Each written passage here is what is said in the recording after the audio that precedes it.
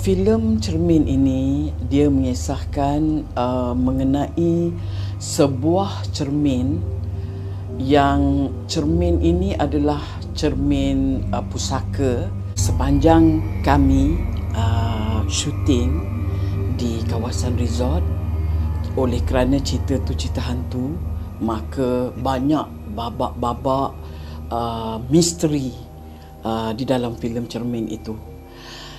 Pada suatu hari ada satu babak di mana Mak Siti, iaitu Mak Jah, terdengar jeritan daripada anak Mak Jah, iaitu Natasha Hudson. Bila dia keluar rumah, Natasha tiba-tiba menjerit, "Mak!" Saya terkejut, Mak Siti pun terkejut. Mak Siti pun pergi mendapatkan anak dia. "Kenapa ni sayang? Kenapa?" "Mak, tengok ayam tu," dia kata. Saya pun melihat memang ada ayam, ya. Kami syuting DOP tu menggunakan track, ya, untuk menangkap gambar kami berdua. Tetapi director tu kata, "Okey, cut. Tak boleh nak buat." Berkali-kali Mak Jah rasa dah 3-4 kali dia tak boleh shoot. Apabila dia nak pergi track, nak pergi ambil, dia nampak ayam tu dulu, kemudian dia tilt up, nampak muka saya dan juga muka anak saya Natasha yang sedang ketakutan. Tak boleh nak dapat. Kamera jadi blur. Berkali-kali sampai director pun pening kepala. Sebab bagi director kata shot ni bukannya susah sangat, dia senang, tetapi tak boleh nak buat. Kebetulan, ya anak-anak, kebetulan masa tu arwah kawan saya Maimun Muttalib sedang datang ke lokasi, kerana selepas habis scene saya, scene Maimun Muttalib datang dan terus duduk. Saya nampak dia begini. Untuk pengetahuan anak-anak, kawan saya arwah Maimun ni dia seorang yang pandai. Dia insting dia sangat kuat, dan dia orang yang dikurniakan Allah boleh hijab dia agak terbuka, dia boleh melihat alam lain. Bila dia datang je, dia terus duduk. Lepas tu kami berbincang, kenapa tak boleh nak syuting. Tahu apa yang arwah kawan saya cakap? "Macam mana nak shoot? Ayam tu engkau orang tak sembelih, engkau orang patahkan aja lehernya." Dia cakap begitu, anak-anak. Bulu rumah saya dah naik. Lepas tu satu production siasat, siapa yang punya kerja. Sepatutnya ayam tu disembelih dulu, nak bagi dia mati. Rupa-rupanya ada kru dekat situ. Dia bahagian orang kata bahagian yang prop ni, dia orang bukan Islam. Jadi dia nak cepat, dia tak suruh orang sembelih, dia patahkan leher ayam tu. Jadi rupanya selepas tu kami berbincang, arwah Maimun cakap, dia kata kawasan yang kami syuting ni ada 2 kawasan bunian. Bunian Islam, satu bunian yang tidak Islam. Itu katanya jin Islam dan jin yang tidak Islam. Jadi masa kami tengah syuting tu, jin yang bukan Islam tu dia tengok, dia merata-rata dia tengah tengok kami syuting. Betul-betul tempat track tu dia duduk, 2-3 orang dia duduk situ. Dia yang jin Islam tu lah, okey, yang jin Islam tu tengah tengok kami syuting. Dia terpukau kerana dia fikir, kenapa tak sembelih ayam ni, kenapa dia orang patahkan leher. Jadi dia duduk betul-betul, dia termenung tengok dekat track yang kami nak syuting tu. Sebab itulah track tu tak boleh sampai ke muka saya dan juga muka Natasha.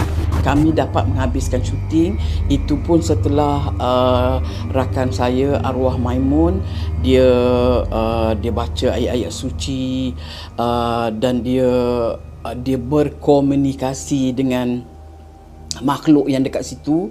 Dia minta maaf lah apa semua. Kemudian barulah kami dapat menghabiskan syuting kami. Kami dapat juga buat scene tu. Tapi selepas tu kita ada banyak lagi scene-scene yang lain di mana Diana Yusof ni dia jadi hantu berkebaya merah. Dia adalah hantu yang di dalam cermin tu. Jadi ada satu tempat ni di mana kami terpaksa syuting. Di satu tempat ni dia di bawah pokok buluh rumah Tok Bomo. Jadi Maimun ni watak dia bernama Mak Ngah. Mak Ngah ni adalah kakak sepupu saya dan dia orang yang boleh mengubat orang. Tetapi dalam kes kami ni dia kena pergi mencari satu lagi orang yang pandai, iaitu Tok Bomo. Yang peliknya kami syuting pada waktu tengah hari. Bila kami nak pergi syuting je, tengah hari yang betul-betul panas, tiba-tiba hujan. Okey, tak apa. Kita tangguhkan syuting, kita buat scene lain dulu. Okey, besok kita buat scene ni balik. Okey, besok pun kami datang. Tengah hari juga, bila nak pergi masuk ke kawasan rumah Tok Bomo tu, dia hujan. Jadi hari yang ketiga ni saya tengok sebab saya naik kereta dengan arwah kawan saya Maimun. Saya tengok di kereta dia ada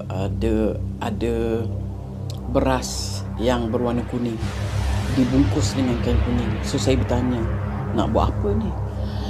Dia kata scene yang kita nak buat dah 2 hari tu sangkap. Jadi dia nak berbincang untuk mendapatkan kami syuting di situlah. Okey, saya kata cubalah. So dia pun dia taburkan beras tu, dia berbincang lah, dia communicate dengan makhluk yang ada dekat situ. Tetapi dia datang kepada saya. Lepas tu dia datang kepada saya, dia kata, "Jah, kita tak boleh syuting kat sini. Tempat ni terlalu kuat," dia kata. "Kita terpaksa batalkan scene ni. Scene ni memang sangkap," dia kata. Tapi director masih nak meneruskan syuting juga di tempat itu. So masa nak syuting, nak pergi, hari hujan, selebat-lebatnya, hujan juga. Jadi Maimun berbincang dengan director ni cakap, "Kalau macam tu, kita terpaksa potong ajalah scene ni. Memang scene ni tak boleh buat apa-apa. Kalau pergi juga, dia akan hujan kerana tempat tu terlalu kuat dan dia tidak membenarkan kami bersyuting di area dekat itu. Jadi kami terpaksa batalkan scene." Ada satu scene ni di mana saya masuk ke dalam store rumah saya. Bila saya nak mengemas store rumah saya terdengar suara tu berbisik, Mak Siti. Saya macam, suara siapa ni? Saya macam dipukau. Saya pun berjalan. Saya sepatutnya saya berlakon. Tetapi tiba-tiba saya memang dah rasa macam kepala saya macam berdengung. Saya memang betul-betul dipukau. Saya dengar macam suara daripada cermin tu. Cermin yang antik tu. Mak Siti saya dengar. Kemudian dalam scene tu saya ingin memusnahkan cermin itu dan dialog saya pendek saja.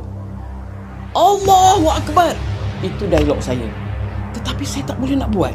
Saya macam bingung, terpukau. Saya minta, saya pergi keluar daripada, saya macam seolah-olah diganggu oleh suatu kuasa yang dekat, dia dah meresap ke badan saya, yang saya macam tak boleh nak buat. Saya tak boleh nak sebut. Saya tak tahu, saya dah di luar kawalan. Saya pergi dekat tepi dinding. Saya hantukkan kepala saya dekat tepi dinding begini.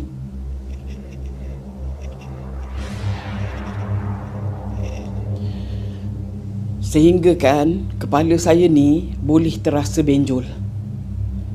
Tapi saya tak terasa sakit. Dia seolah-olah macam dia orang yang dah dipukau. Lepas tu